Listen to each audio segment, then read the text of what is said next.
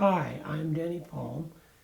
I was the original or first Park and Recreation Director in Brooklyn Park and one of the first in the metropolitan area of Minneapolis-St. Paul. And it's been an exciting career. It was something that one would always want to find success, and we found it in Brooklyn Park.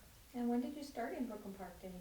1965. 1965. And you retired in 97. 32 years later. 32 years. A stellar career. And how much did you make? What was your beginning salary? It was $5,146. And then when I received my master's degree, I received credit for that. They gave me $200 more. I graduated from the University of Minnesota in 1965, and I'm very, very enthusiastic about the field of Parks and Recreation. And I started my career working not only for the city of Brooklyn Park, but prior to that,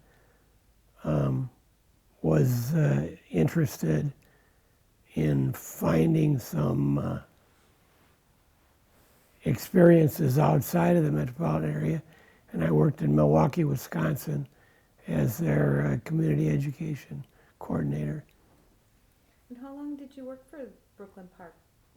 I worked for Brooklyn Park 32 years. From 1965 Yep. to 1997. Yep, exactly. So the University of Minnesota was a pretty important place for you. Yeah, University of Minnesota meant a lot to me because it had one of the first programs in public parks and recreation, and it also was a gentleman by the name of Dr. G.B. Fitzgerald, who was the father of Parks and Recreation nationwide, and I got a chance to be his assistant, and that was a great experience. Do you have someone that you reflect on over your career that you would think of as a mentor? Yeah, I worked for one of the neatest people you could never imagine. His name was Dick Silverness, and he was the YMCA secretary at the Northwest Y and the camp director at Ida Hoppy in the summer months. And he was really a mentor, and I used to follow what he did and listen and try to determine what kinds of things made him so good. And yeah, he did some great things, but more than that, he was a great person. And I said, I got to do that and follow those kinds of trends by working with and caring for my staff. And that worked. What do you think is probably one of your top, most proudest accomplishments while working in Brooklyn Park? Oh, I would say the National Gold Medal Award that we received in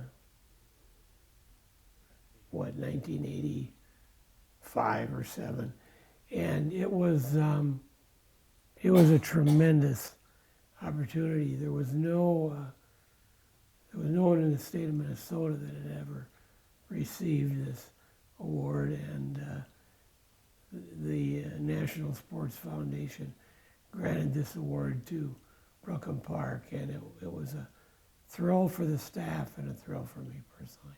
Do you have any a fond memory that you can think of to share with the members about something with the Minnesota Recreation Park Association, your experiences and your work with the association?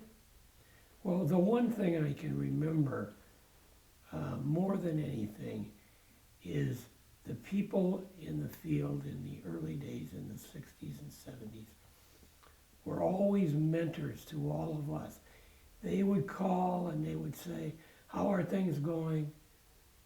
What's happening? Cliff French, tremendous person. And of course, Frank Rod, and the gentleman who was the director, and he died. Bob Coutine? Yeah, tremendous. So Denny, you know, there's a lot of, you know, new technology, you know, that's in our field that probably wasn't back then, such as, you know, graphic design, computer imaging. Now, tell us a story about the creation of the Brooklyn Park Recreation and Parks Department logo. It's kind of an interesting story. I took the job in Brooklyn Park as the first director, and when I was returning, after saying to them, yes, I would do it, I said, I've got to have an identity for this department. And so I took a napkin and I drew a circle and I put a pine tree and a bird in it. And I said, this is what our logo is going to look like. Then I took it to a gentleman in Brooklyn Center who I knew had a lot of artistic skills. And he said to me, I got an idea for you. I said, okay. Went down there, spent half an afternoon with him, and the logo that really is the heart and soul of the Park and Recreation Department is the logo. The napkin logo. Yep, the napkin logo. Well, we would call that vintage logo now. Yeah. Well, we're sitting here in your new home on the 6th hole of Edinburgh, USA, after you have been to different places post-retirement years. How does it feel to be back at Edinburgh, USA, and back in Brooklyn Park? This is coming home. And I can tell you that I never dreamed or thought about returning here, but destiny brought us here. And when this home opened up and we had a buyer for our home in Cross Lake, Minnesota, on the Whitefish Chain, I said nothing could be better than that. This is. Well, welcome home, Denny. Thank you.